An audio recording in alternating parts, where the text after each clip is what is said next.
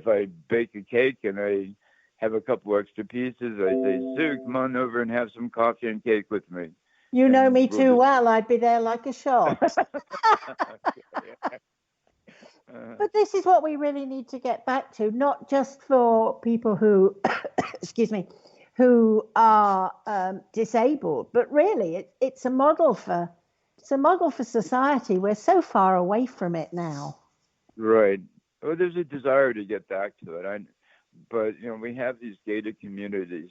Actually, I can't be that hard on gated communities. A friend of mine lives in a gated community in Northport, and within the gated community, there are sections, and his section is a smaller section, and all the people know one another. They have block parties. They invite one another over for holidays. They have dinners together. That's the type of thing, but it doesn't happen all that often. That's an exception, but the potential is there. But with an intentional community, you start out by saying, this is our purpose. This is what we want to do. Join us or don't join us, but participate with us. So there wouldn't be an age sort of thing on this, because you're talking about some people being in the workforce still. Absolutely. There's no age criteria at all. It's just a desire to be involved with one another. If you're involved with an older aunt, then you understand how it is, and you could be involved with the older neighbor. And if you're an older person and you have nieces and nephews and you get involved with the grandsons and granddaughters, you know what it is to be involved with other people, and it becomes intergenerational. I can see it having a real attraction for sort of my generation. And I'm older, not that much older, but a bit older. We won't go there. But how do you think the younger generation? I mean, if the model takes off and it becomes a multi-generational thing, obviously bigger houses are going to be needed because some people are going to get married and they're going to have kids and all that sort of thing. But as their family dynamic changes when the kids leave home and maybe they've lost a partner or something, this to me sounds just like the perfect solution for everybody, as long as they like other people. And if they don't like other people, obviously they're not going to fit in. Right. Well, I've been working on this concept for quite a while. It's difficult to get it financed. It's always difficult to get things financed. Well, but this isn't mainstream. Basically, they want a house that's at least 1,000 or 1,200 square feet. They want a house that they can guarantee resale attraction. So this is a small house that caters to a specific population, which might not be acceptable to another market. Well, that's the way it is. I think there's enough singles and couples out there. I've run into them. I've talked to them. I've run workshops. They've come up to me. Just a couple of weeks ago, when I was out walking my dog, there's a guy in one of these motorized scooters walking his dog. And I stopped him and I said, I wonder if you would take a look at my architectural plans and tell me what you think of them. Do you think it's too small? Let me know. So he reviewed the plans. He said, no, that's perfect. He has a bigger house, but he only uses 3 or 4 rooms. Right. And, he's not intimidated by the smaller size as well. Plus, I've designed this place so there's indoor-outdoor living. The apartment that I live in now has a balcony and it has a sun deck. And between the two and the inside, I'm inside, I'm outside. I have a lot more room that you might really think of in a small place that's only 400 square feet. I'm outside and I can be out on the deck and have my coffee out in the sun deck. There's a lot of flexibility that's involved, but it is a small house. It's intended for a single person or a couple, and there are a lot of people out there who never had a chance. They might have lived in a freestanding house their entire life, and it was time to downsize and get into something else. They're stuck with some kind of multi-family condominium or an assisted living facility, something that's really foreign to their nature. And the people I've talked to, they said, when you get this thing going, let me know. I'm moving out of the condo and coming into that. So the demand is there. What do you need? We've got, I mean, talking to you is a dream. We've got 5 minutes left. So Okay. what are you looking for? What do you need from people? I mean, I can see people knocking on your door saying, I want one, I want one.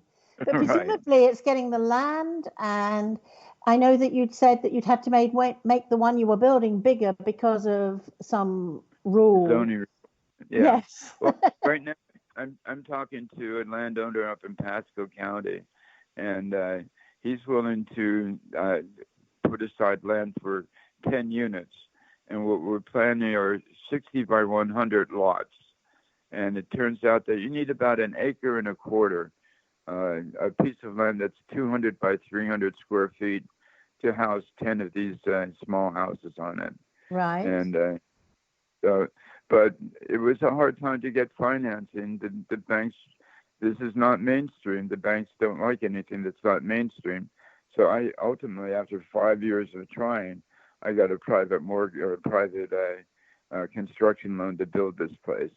But I see it in the paper all the time that people are wanting to downsize. I see the market is there in urban areas as well as the rural areas to do something small.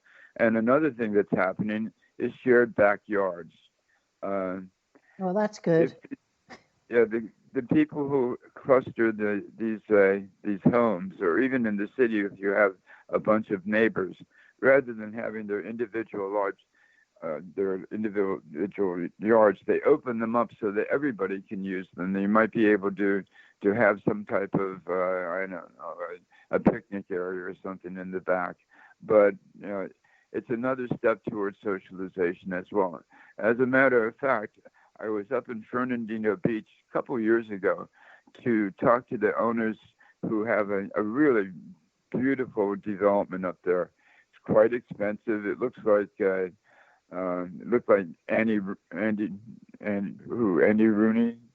I don't know. The way back when the houses were substantial. They were Victorian styles and stuff like that. Anyhow, they had this whole cluster. And while we were going around, the owner said, and this area over here, because of financial reasons, we had to take the street out, and we created a mall area in there. And he said, what happens here? The neighbors get together at sundown. They all sit down in their lounge chairs. They have a drink. They're talking to one another. That happened nowhere else in their entire development.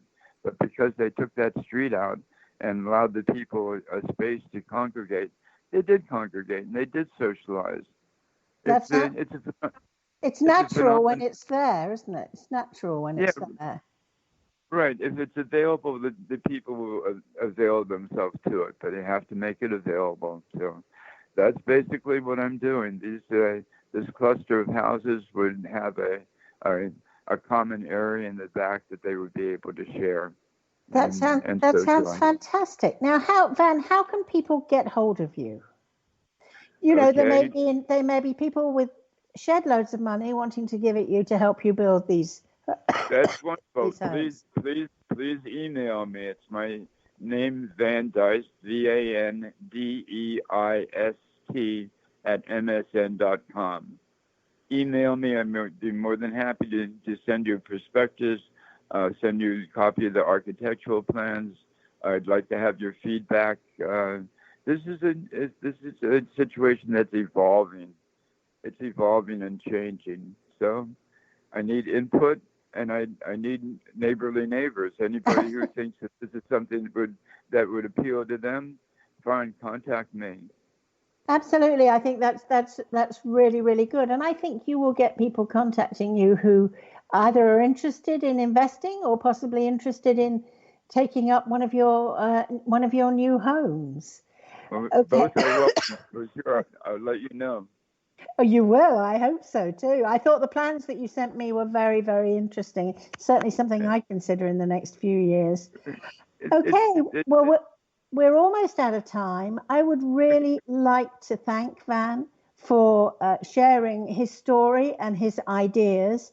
I know that it will be an inspiration to the many people who listen to this show, because let's face it, as we get older, our needs change and we do not need the 4,500 square foot home anymore.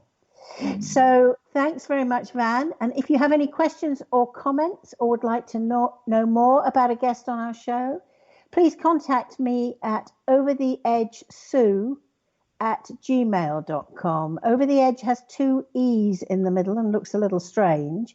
But if you email me, I will get back to you as soon as possible. And one thing that I think this program really does emphasize is that we shouldn't judge others unless you walk in their shoes, because you have no idea what has brought them to the place that they're now in. And you can just smile at somebody and change a person's whole day. Thanks very much, Van. It's been a joy speaking to you, and I look forward to hearing the response that you get from the show. Oh, thank you. It's been a pleasure to do. Thank you. Thank you. Bye-bye.